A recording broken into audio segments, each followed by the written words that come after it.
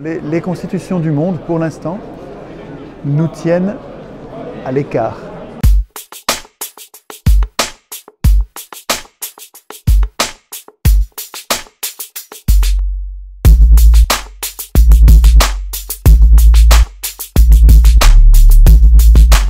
Le 7 mai 2017, Emmanuel Macron a été élu président de la République par le peuple de France. Alors, faut-il s'en féliciter? Faut-il s'en plaindre? Faut-il blâmer les médias ou dire que c'est la faute des sondages? Accuser le manque d'unité de la gauche, accuser le manque d'unité de la droite? Ou peut-être que c'est à cause du mode de scrutin? Est-ce qu'il faut accuser les abstentionnistes qui ne sont pas allés voter? Ou peut-être que sont eux qui ont raison, les abstentionnistes? Peut-être que finalement, nous sommes tous et toutes un peu responsables de ce résultat. Quelque part, est-ce que on n'a pas la démocratie qu'on mérite? Donc, si les gens aujourd'hui sont comme dégoûtés par le politique et les politiciens, c'est surtout par la professionnalisation de la politique qu'ils sont dégoûtés. Bon, alors, la présidentielle, ben ouais, voilà, c'est une démonstration. Pourtant, cette fois-ci, on y a cru plus que les autres. Je ne sais pas si vous avez remarqué.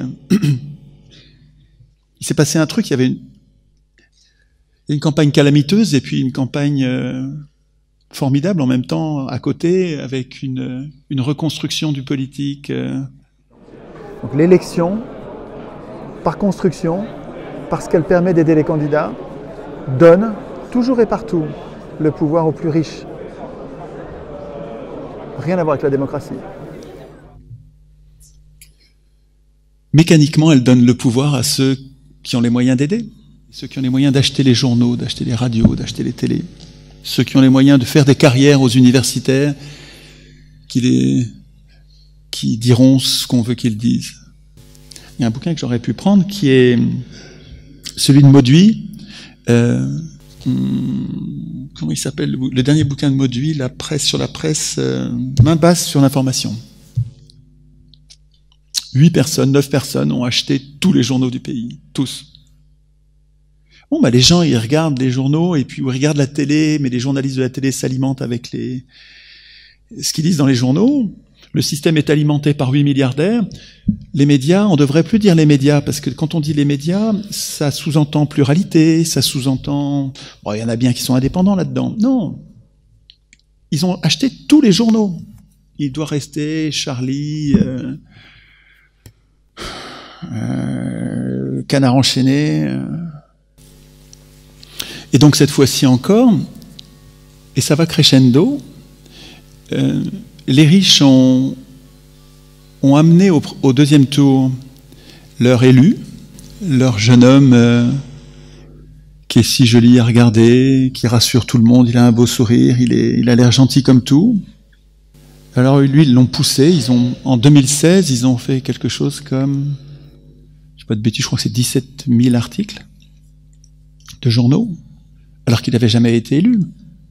Vous savez, dans les médias, le CSA nous dit, si on ne fait pas passer ce petit candidat, c'est parce qu'il n'a jamais été élu, on le fait passer en proportion de son élection, et si lui il passe tout le temps à la télé, c'est parce qu'il a été élu, donc il a été élu, donc il est validé, donc c'est pour ça qu'on les fait passer beaucoup à la télé, à la radio, dans les journaux. Vous savez, c'est ce que dit le CSA pour justifier le fait d'écrabouiller les petits, de leur donner très peu de temps de parole.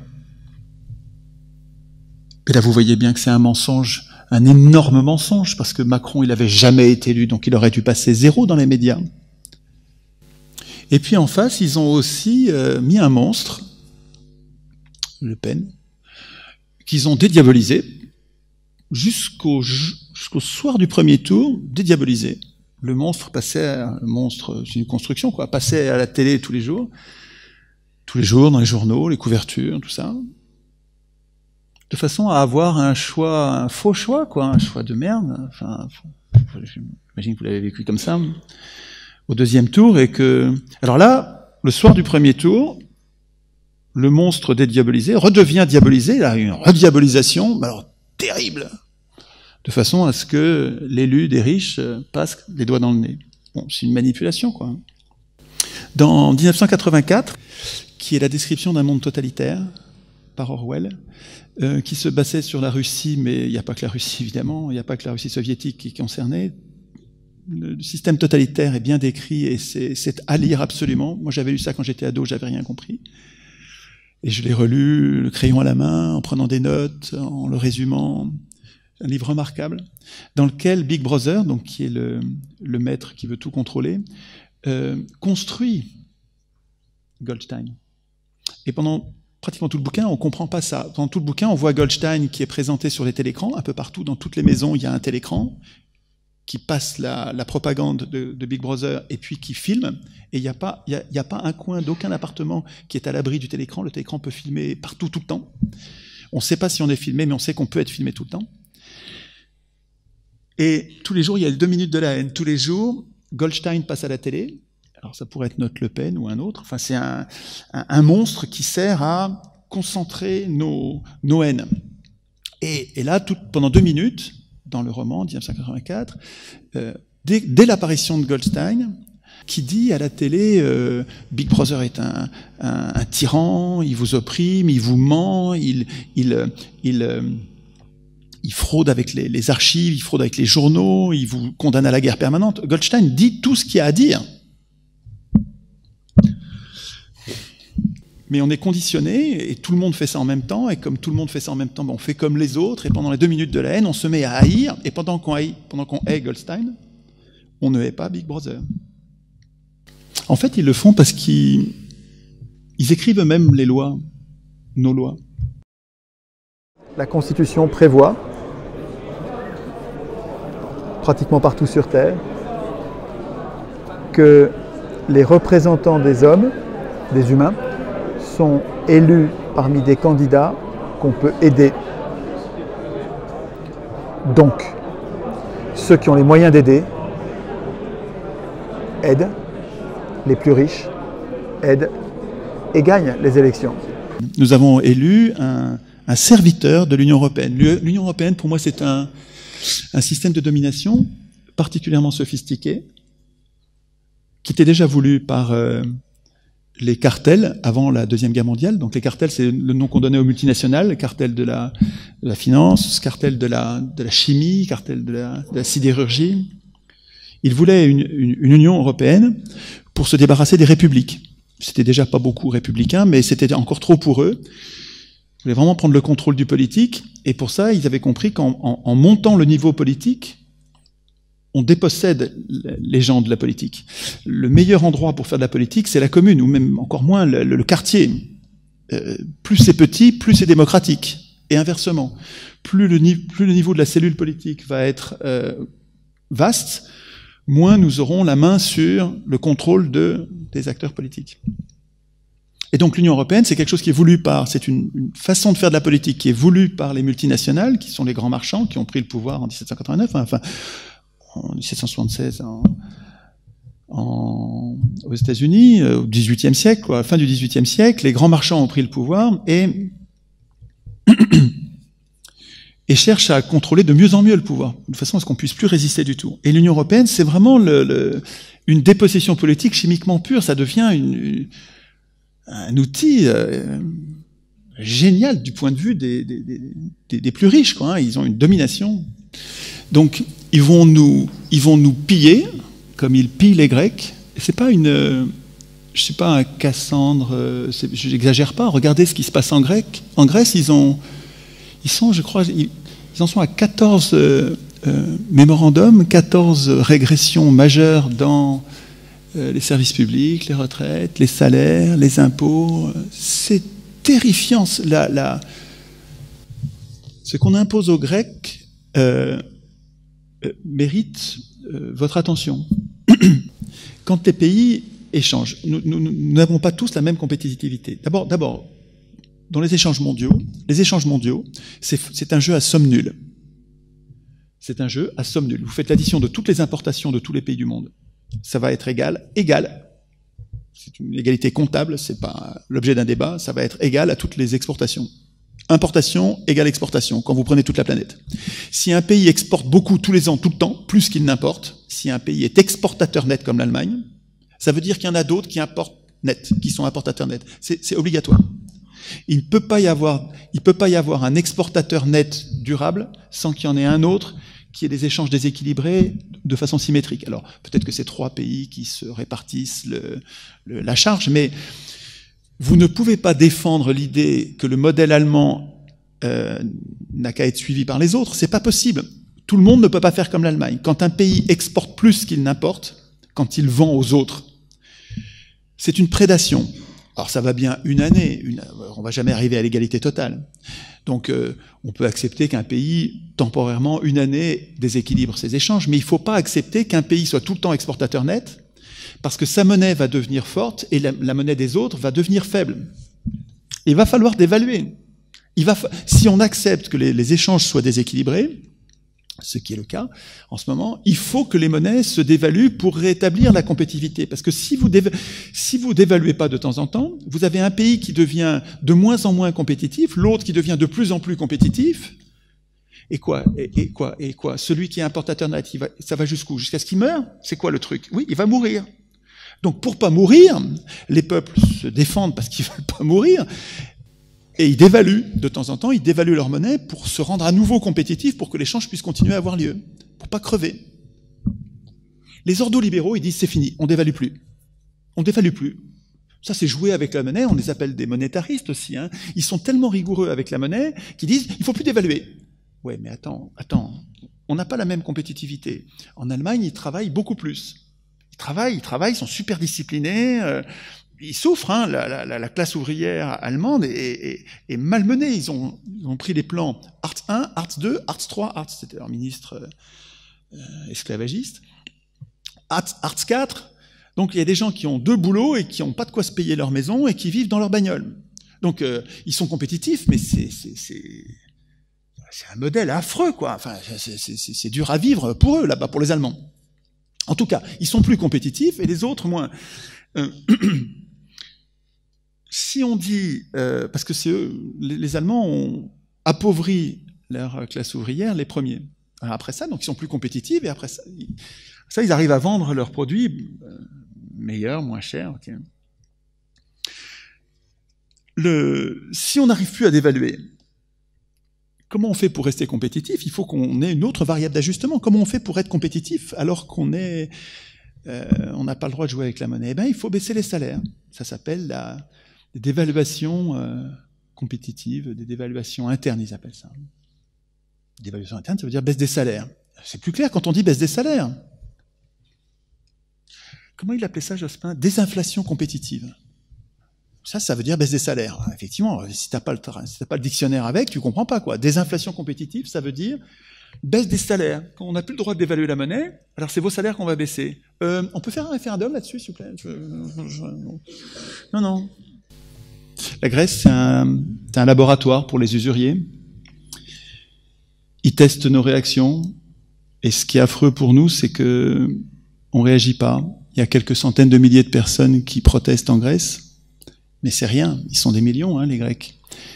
Il y a que quelques centaines de milliers de personnes qui protestent, qui gueulent, qui sont violents. Alors que c'est toute la société qui devrait se révolter contre la dette grecque.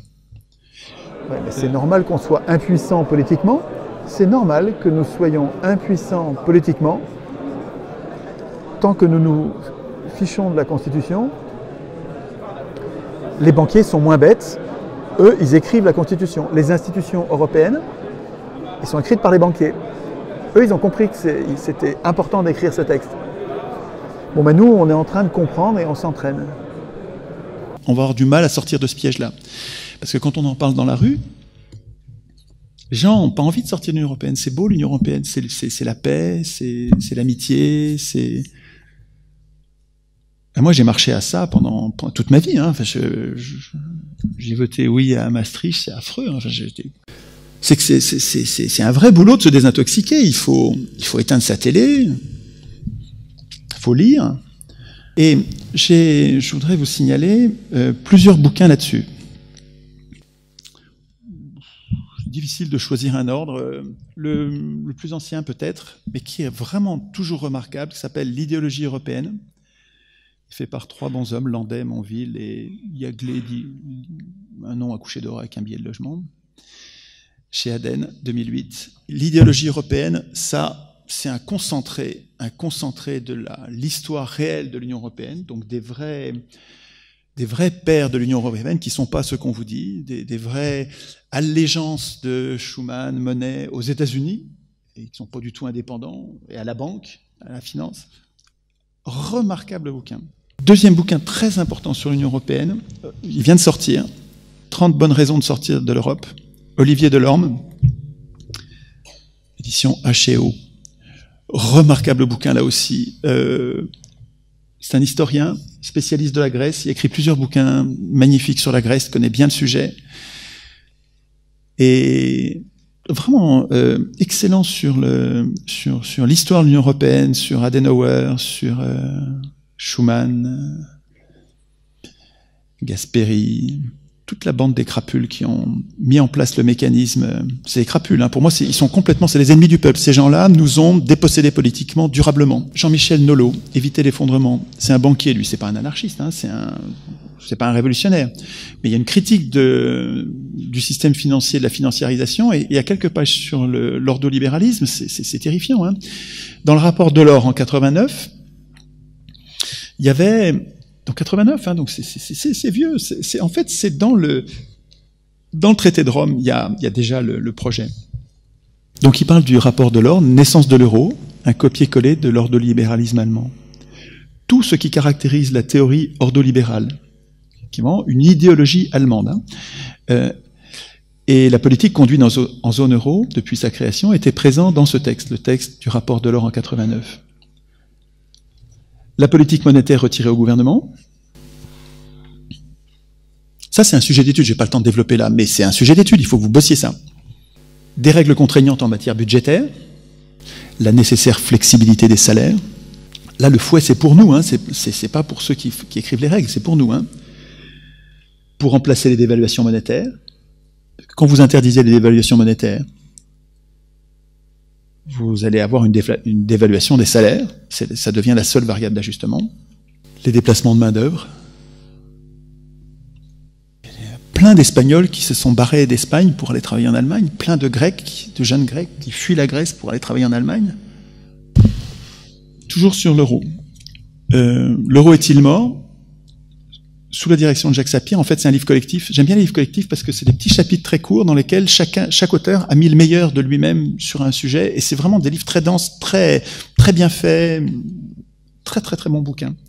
Avec un article de l'ami Olivier Berruyer qui est remarquable, vraiment remarquable sur les conséquences sociales de l'euro, qui est vraiment catastrophique. Et sur l'euro, un auquel je suis sûr que vous ne penserez pas, et pourtant, c'est magnifique, magnifique, magnifique. Il faut vraiment que je prenne le temps de vous en parler. Alain Suppiot, spécialiste du droit du travail, un prof de droit du travail qui vient d'entrer au Collège de France. Ce sur quoi il bosse, c'est sur l'ultralibéralisme et sur la destruction de la loi, du gouvernement par les lois, et le remplacement par la gouvernance par les nombres. Et il a fait une douzaine de conférences d'1 heure au Collège de France, qu'il faut absolument que vous écoutiez, il faut que je fasse un billet là-dessus, c'est vraiment remarquable.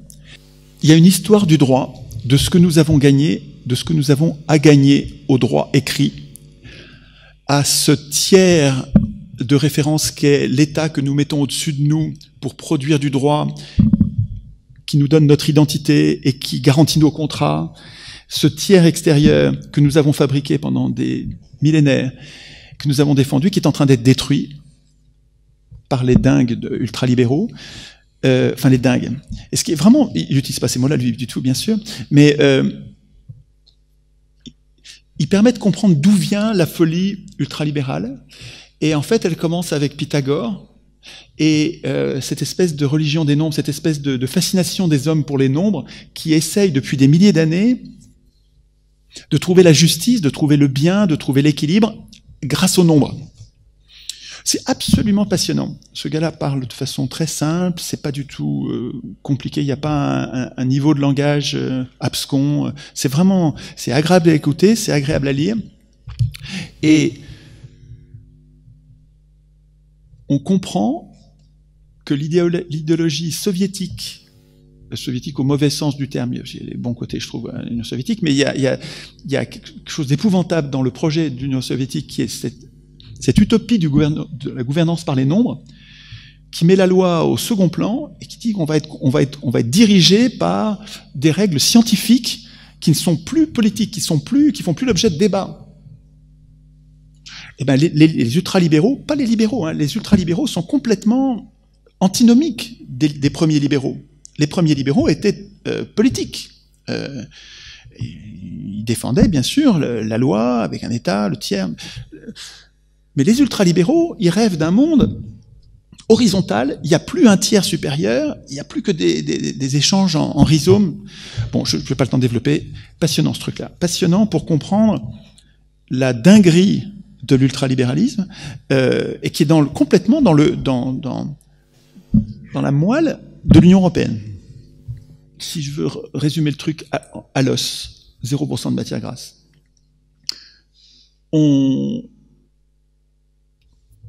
Depuis longtemps, on a compris que si on fait rien, on subit la loi du plus fort.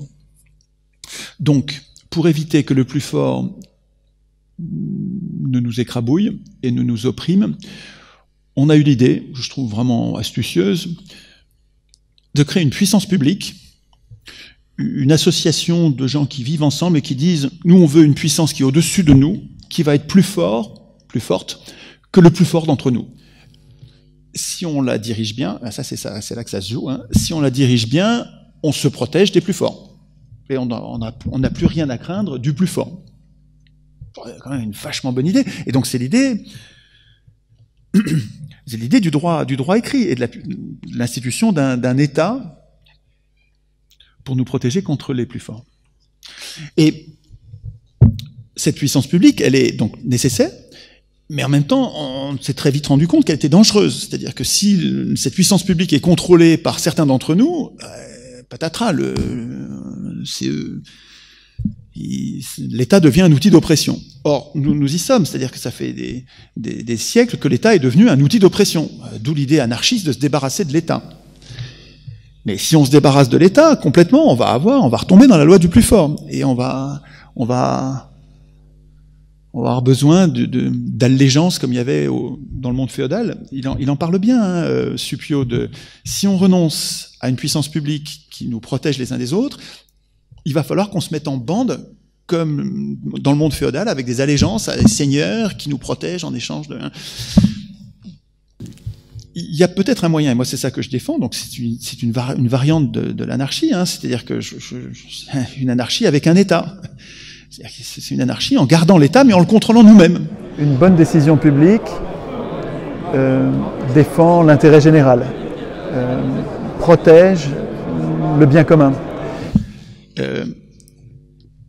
Comme on sait depuis longtemps qu'on a à craindre de la puissance publique, de l'État, on a inventé un texte qui s'appelle la Constitution, qui est supérieur, qui met en place l'État, qui met en place la puissance publique, mais dont l'idée géniale, qui est, je trouve, méconnue, et vraiment c'est quelque chose qu'on devrait s'approprier et défendre, mais l'idée géniale de la Constitution, c'est que ce texte sert non seulement à instituer les pouvoirs, évidemment, mais ça sert surtout à les contrôler. Dans la Constitution, il devrait y avoir toutes les règles pour limiter les pouvoirs, pour affaiblir les pouvoirs, pour les tenir sous la poigne du peuple, des gens. Les gens, de gauche comme de droite, hein, d'extrême gauche comme d'extrême droite, je m'en fous. Et si on choisit le tirage au sort, il n'y aura plus besoin de partis. Les partis vont disparaître parce qu'ils ne serviront plus à rien. Donc si vous voulez, ça ne sert à rien d'imaginer de se débarrasser des partis politiques en gardant l'élection. Si vous gardez l'élection, vous aurez les partis parce que c'est humain d'essayer de faire gagner l'un ou l'autre. Donc, ce que je dis, c'est qu'il vaut, si on veut que les choses changent et que la politique revienne dans l'autorité des peuples eux-mêmes, il faut que le peuple écrive lui-même la Constitution. Donc il faut qu'on soit suffisamment nombreux à vouloir la même chose simple. Je pense que le plus compliqué, c'est de se lancer. Donc quelque part, c'est ce qu'il disait un peu ce matin, c'est qu'il faut lancer quelque chose et accepter que ce soit pas parfait.